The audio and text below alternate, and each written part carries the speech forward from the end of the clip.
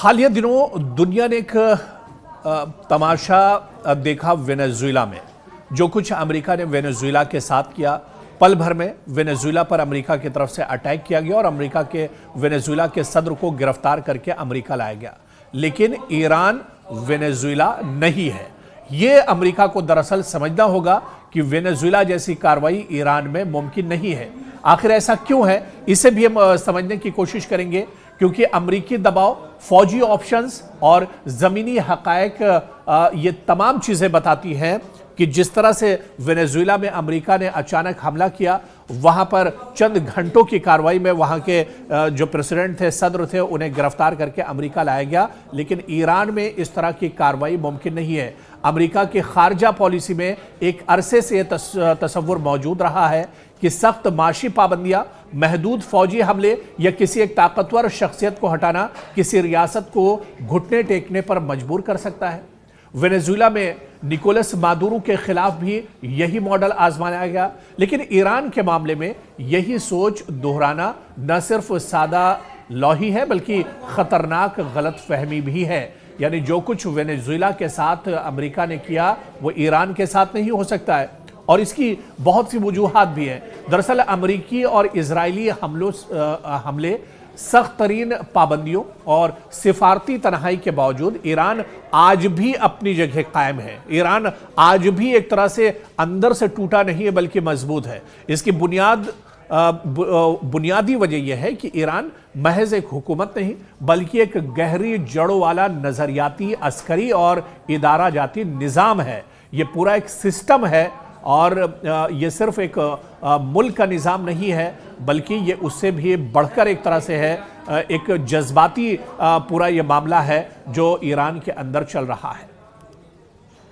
और यही वजह है जो माहिरीन कहते हैं कि ईरान की इस्लामी जमहूरिया किसी एक सदर, जनरल या रहनुमा पर मुनहसर नहीं है। इसका पावर स्ट्रक्चर कई सतहों पर दरअसल फैला हुआ है।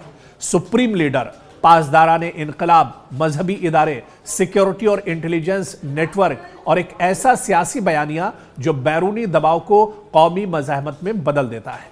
इसीलिए किसी एक शख्सियत को हटाना या महदूद हमलों से पूरे मुल्क को अमरीकी मर्जी के मुताबिक झुकाना तकरीबन नामुमकिन है। और इसी वजह से कहा जाता है कि ये ईरान है, वेनेजुएला नहीं है। और ईरान को इस तरह से पस्त करना या छोटे मोटे हमले करके उसे शिकस्त देना, ये नामुमकिन है।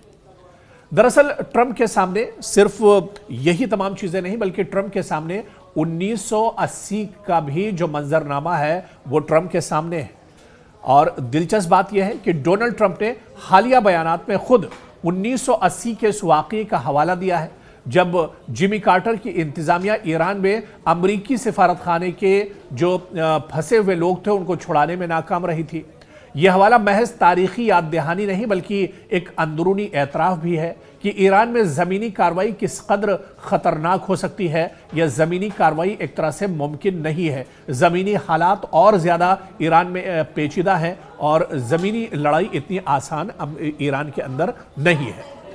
इसी तरह से आप देखिए कि ऑपरेशन ईगल की बात की जाए, जो एक डोनाल्ड ट्रंप के लिए और अमेरिका के लिए एक बहुत बड़ा सबक है। अप्रैल 1980 में शुरू होने वाला ये खुफिया ऑपरेशन अमेरिकी अस्करी तारीख की सबसे बड़ी नाकामियों में शुमार होता है। इससे पहले भी इस तरह के हालात ईरान के सामने आ चुके हैं। दरअसल दुनिया को ये जानना होगा, नई नस्ल को यह जानना होगा कि ऐसा नहीं कि ईरान के साथ अमेरिका पहली बार इस तरह से कर रहा है, बल्कि इससे पहले भी इस तरह का दबाव ईरान झेलता रहा है। इस तरह के हालात और इस तरह की सूरत हाल ईरान के सामने बनती रही है। आप 1980 का पूरा मामला उठाकर देखिए, जब एक अमेरिकी तैयार और एक हेलीकॉप्टर इस पूरे ऑपरेशन में तबाह हुआ था अमेरिका का। 8 अमेरिकी फौजी ईरान के मशरिकी सहरा में मारे गए थे, और मिशन नामुकम्मल रहा था, और ये मिशन खत्म नहीं हुआ था। अमेरिका ने पूरी ताकत 1980 में लगा ली थी, लेकिन ईरान का बाल बिका नहीं कर पाया था। और इसके बाद तेहरान में अमेरिकी जो फंसे हुए थे, उनको कैमरों के सामने पेश किया गया, जो वॉशिंगटन के लिए शदीद सिफारती और नफ्सियाती बहुत बड़ा धचका था। और यही नाकामी जिमी कार्टर की इंतखाबी शिकस्त का सबसे बड़ा सबब भी अमेरिका में बनी थी। और अमेरिका ने सीखा कि ईरान में ताकत का इस्तेमाल सिर्फ फौजी नहीं, सियासी खुदकुशी भी हो सकता है। तो 1980 में जिमी कार्टर के साथ जो कुछ ईरान में हुआ था, वैसा ही कहीं डोनाल्ड ट्रंप के साथ तो नहीं होने जा रहा है। कहीं जिमी कार्टर वाली गलती डोनाल्ड ट्रंप भी तो करने नहीं जा रहे हैं। यही बड़ी वजह, और डोनाल्ड ट्रंप खुद जिमी कार्टर और 1980 की मिसाल एक तरह से अपने बयान में दे चुके हैं। यानी कहीं ना कहीं डोनाल्ड ट्रंप को भी एक डर अंदर से सता रहा है, क्योंकि आज का ईरान उस ईरान से कहीं ज्यादा ताकतवर है। आज का ईरान 1980 वाला ईरान नहीं है, बल्कि आज का ईरान पहले से बहुत बदला हुआ ईरान है। आज का ईरान बैलिस्टिक मिसाइल वाला ईरान है। आज का ईरान कहीं से ज्यादा मजबूती के साथ खड़ा है।